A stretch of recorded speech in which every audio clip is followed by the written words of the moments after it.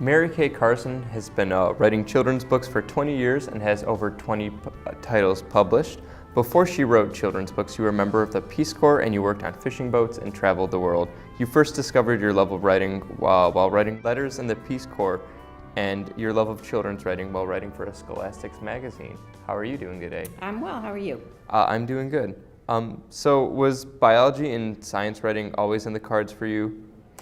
Biology definitely was always in the cards for me. I was, one of those kids who loved animals and had a menagerie of animals and was a 4-H kid and studied biology in college. Writing wasn't really in the cards until later, until I learned to like writing, like you mentioned, while I was serving overseas. And so what's your favorite book that you've written out of 20 titles? I have a book called Emmy and the Rhino Scientist, which always holds a special place in my heart because it's about a scientist at the Cincinnati Zoo, which I actually attended a high school at the Cincinnati Zoo. And there's Sumatran rhinos, which there are very fewer than 100 probably left on the planet, and so it has a special place. What kind of animals did you have growing up among the menagerie? Dogs and cats, but I also raised rabbits for 4-H and, would take in baby possums and turtles, and I had a ferret for a while, and my parents were very tolerant. What was it like raising possums? You just fed them, and then you fed them, and then you fed them, and then you fed them. That's all they wanted to do, and when they were old enough, we released them. Were they friendly at all, or? No, not really. They were tolerant because you were feeding them. How do you decide what books you'll write? Do people approach you with a pitch for a book, or do you have ideas in mind? It works for nonfiction writers. It usually works both ways. I both take on projects that other people want, and then I also have projects that I pitch the idea and I try to sell it. So some of both.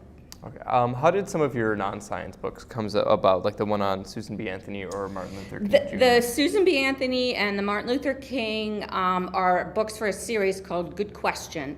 And the publisher, had a list of books that they wanted written, and so it was sort of one of these situations. We have different books, and are you interested in any of these? And so you get to pick the ones that you're interested in. I was interested to write about both of them. What hooked you on writing for children? I did a science writing program, and most of the people in it have gone on to write for, grown-ups. And you have to really, really specialize. So not only are you maybe a medical writer, but you only write about genetics, or maybe you're a science writer, but you only write about material sciences of ceramics, because it's so technical. You have to have so much knowledge to keep up with the news. And the thing that's really great about writing for kids is that you get to be a specialist. So you don't have to be a specialist. And so I can be a generalist, and I can write about Pluto, and I can write about parks, and it's just more fun for me to write about different things. And it's also just more fun to write for kids. Do you think you have a dog, Ruby, right? Yeah, well, actually, Ruby's passed away. Oh. We have a new dog named Ziggy. No, I know, it's terrible. We're still getting over it. Do you think you'll ever write a book about Ziggy? Not at this point, because she's eaten all the pillows and she was in the pond yesterday, so I don't know, but maybe. We did try to write a book about Ruby, but didn't work out. Do you think, what was it like working on an Alaskan fishing boat? It's not as glamorous as you think, because you're inside the whole time. It's like a factory trawler, right? So you're down below where they dump the fish in a hold, and then it comes out on a conveyor belt. And I was just there to sample the catch as a biologist to make sure they weren't catching too many salmon and other things that were illegal for them to catch. So it's really pretty much smelly. And, when the seas are rough, you get seasick and you work 18-hour days. So it's, but it was interesting. It's one of those things it's nice to have done, not necessarily to do. Was there any conflicts because you were like catching salmon? A little bit. They were, the guys on the ship, they don't get paid, they only make a share. So they only make money if the boat makes money. So they don't want to get into any trouble. And you're sort of there to make sure they don't do anything wrong. But they're pretty used to it. Do you think you'll ever write a book, or for that children's history book series, like a more charged character like Malcolm X, or maybe somebody like Sybil Luddington, the girl who did A Midnight Ride on the same night as Paul Revere? I'd like to. There's a lot of sort of lesser known stories in history, right? And we think of stories as being famous because we learn them as kids, right? But if kids learn different stories as kids now, then those stories will be the famous stories in the future. Can you go talk more about the historical revisionism that children's work or children's books can help do?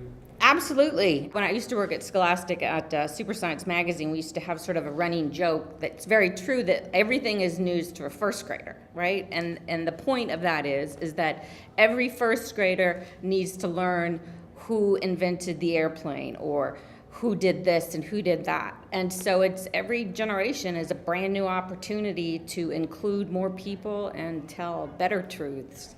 So who was sort of orchestrating what books got published while you were at Scholastic? Boy, it's kind of a big, long process. Today, it's run much more by the standards, right? So especially educational publishers want to produce books that will fit into the standards. So it's the people who are setting the educational standards, both the science standards and the literature arts standards and the social studies standards, that really, they're the ones that have the power.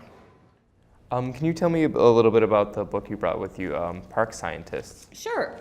This is a book about science projects that are going on in 3 different national parks in the United States. The Great Smoky Mountains, which is the most visited national park, and Saguaro National Park, which is a city national park, really. The city of Tucson is in the middle of it. That's why we chose it. And then also Yellowstone, because it's, of course, not only the first national park in the United States, but in the whole world.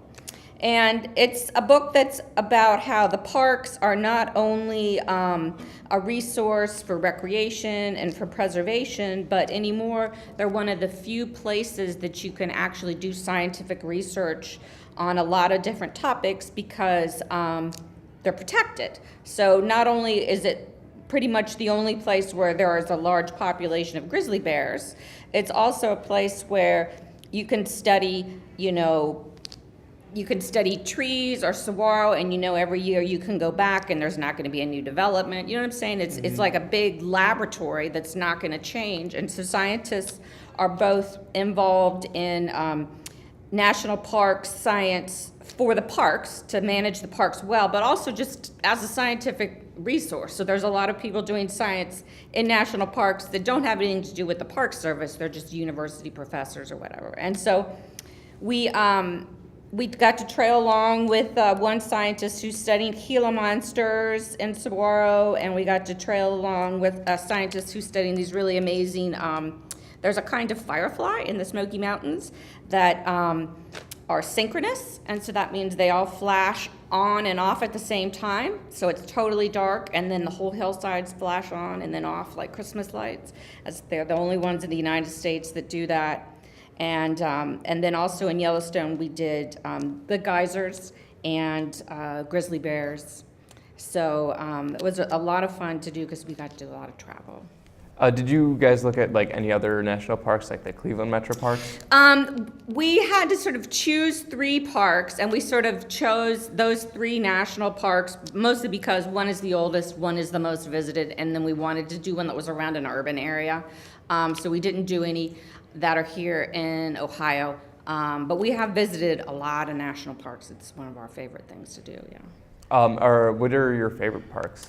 I really have a special place for Saguaro National Park. It's just, you can't imagine. It's like in the middle of this city, and it's like a cactus garden, and you see amazing animals. And the other one is the Everglades. I mean, you'll never see as many endangered species. They have manatees, they have American crocodiles, which maybe there are 100 left, and bald eagles and all kinds of endangered species. And you're just in Florida, right there among spring breakers.